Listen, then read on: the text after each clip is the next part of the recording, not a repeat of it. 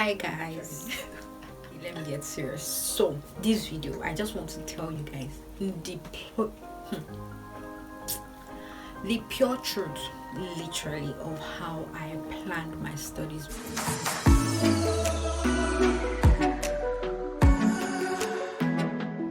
I'll just be giving you guys the options I had to consider and all. So remember, in my last video, I'll leave the link. In my last video, I talked about how you should just be hopeful and move forward, literally. So that's what I started my application with, hope. I was not sure where the money was going to come from. So I remember vividly when I got the admission and I saw the school fees, and then I calculated it. Then pounds to naira was not, so crazy. So it was about 7 to 8 M. So I was like, where will I get money from, literally? And then it was just a word of encouragement that my brother gave me, that it's possible, you could apply for scholarships. And that gave me hope that you could apply for scholarships. So yeah, I found the confidence to go ahead and talk to my parents about it, and thankfully they were so supportive, literally. So as you know, I'm a Christian, so I pray. So I can never tell these points without acknowledging the fact that all through it was just God, literally, and it is still God that is putting me through every single thing I'm going through right now. So when I even got the admission, I did not have the money. There was no money. I didn't have that 900k. So I was told to pay a deposit of £2,000, and I did not have that at that moment. At least me, I don't know. I don't know. The money was not somewhere whereby it was okay, you need this, just go and do it. So there was no money. I just prayed, I was hopeful and all that. So now the options that I was open to is what I'm going to share with you guys. Literally, this is not about my testimony.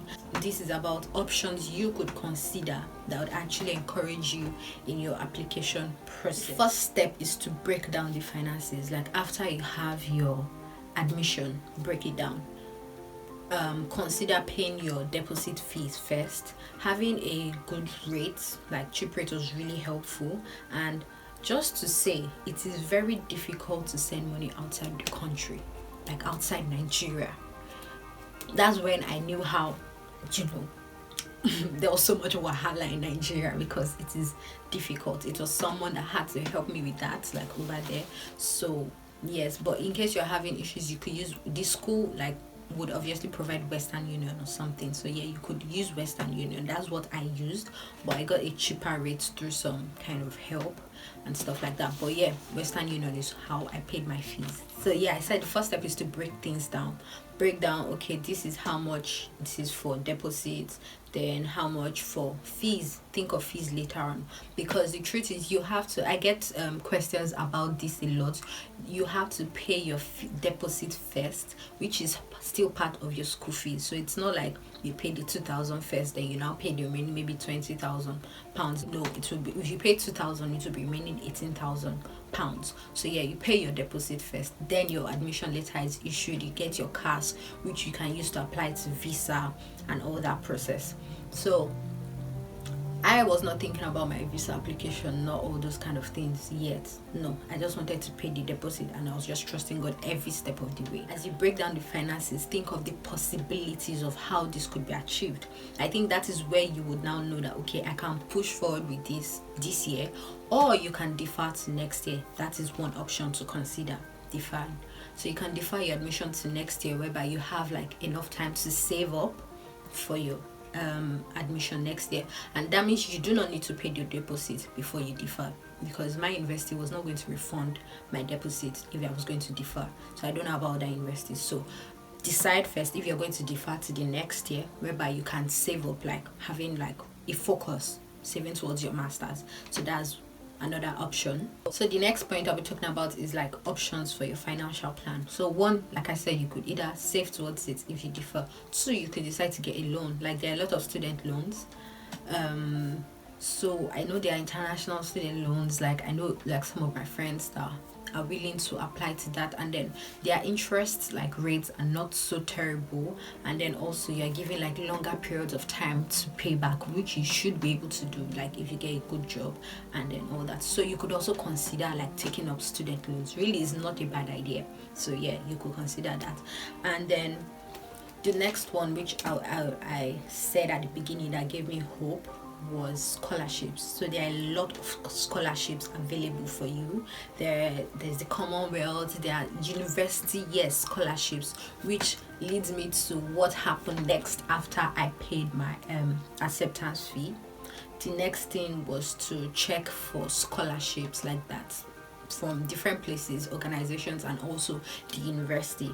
Most universities offer scholarships. So I saw like a Nigerian student scholarship, which was about £3,000. So I applied to that and I got it automatically. So then there were other ones like that I applied to, and some of my friends applied to, that I was going to the same university, and they got it. Literally got all of it, and it was of great help. Literally, it was a lot of money. So yeah, universities offer scholarships, so you could search for maybe scholarships. You could search for scholarships maybe according to your course, according to country, according to studies, maybe postgraduate, undergraduate, and all that. So yes, apply for scholarship, university based or nationally or internationally or organization. So look forward to applying for scholarships. Really, it's not so difficult, so be gingered to do so. Just be willing to do the hard work. That's just it. So the next, and I think the last point I'll be making, is like installments. Literally, I feel a lot of people do not know about installments, that you can actually pay your fees in installments. So after the £2,000, you could actually, if you have like a year-long course, you could be given the option of paying 3 times in installments. So in case you don't have all the money at once, or even if you have all the money, but if you think that taking out all this money now will be of like great burden, you could consider paying in installments. So they could divide it into 3 or 4 installments, and then you are able to pay up. Those are options you could consider when it comes to planning your like academic finances. And the truth is, getting a job here, one, it's not immediate, so I won't say you should rely on getting a job to pay. So yeah, and then also it actually would not be able to pay all of your fees, like face the reality, because before you even get a job, and then you'll be earning like £8, like 7 sous per hour, and then if you calculate that like in a month, I don't know, you're only allowed to work 20 hours a week, you'll be getting like maybe 800, 7 something. So yeah, to depend on that, I don't know, it might actually go somewhere. Actually, yeah, it can go somewhere if you have the support of maybe other people, maybe a scholarship or family members and stuff here working can actually help you. But just know you also have to pay for accommodation and like feeding and all that. So man, I would not recommend that you actually depend on getting a job. Really I would not. So yeah, but I personally, like, I just did what I know how to do best. Like, this is just like a personal advice, which was to trust God, literally, and a proof that He's faithful and He's loving, He's caring, and I don't know. I'm really speechless, like, when it comes to, okay, how did I get here? Do you get, really? Because I was not sure. So all I did was to trust God, and then yeah, I was guided by God. So where God guides, He provides. And I also think it's also a good plan to want to travel out for your masters and stuff, because one, like, quality of education and all that is really useful and helpful, and then the opportunities that are out there. So it's okay to dream big, literally, and then don't like depend on maybe just your pockets if you're trusting God, literally, because this is for maybe someone that is feeling, does God actually want me to pursue this and stuff? Except He's telling you otherwise, I think you can totally trust Him to do so. He really wants you to prosper in all that you do. So except He's telling you otherwise, I believe you can trust God and have faith, literally faith. I don't know how to impart that into you, but actually faith comes from your spirit. Now I'm going into preaching, but yeah, I literally cannot say my story without acknowledging the fact that God is the doer of all these things, and these are just tips that actually encouraged me along the line. So yeah, I just wanted to transfer that knowledge in case people were wondering, oh, what are the options I could consider. to applying and stuff like that. And I hope I've covered like helpful stuff, but if you have like any question about this, please leave in the comment section and I would respond, or I make a video about it if it's a lot. And yeah, don't forget to subscribe, like, share, turn on your post notifications so that you get a bell when I post, because I'm going to be posting more stuff about my process, as you know. And yeah, I think that's it. Thank you guys for watching and stay blessed. Bye.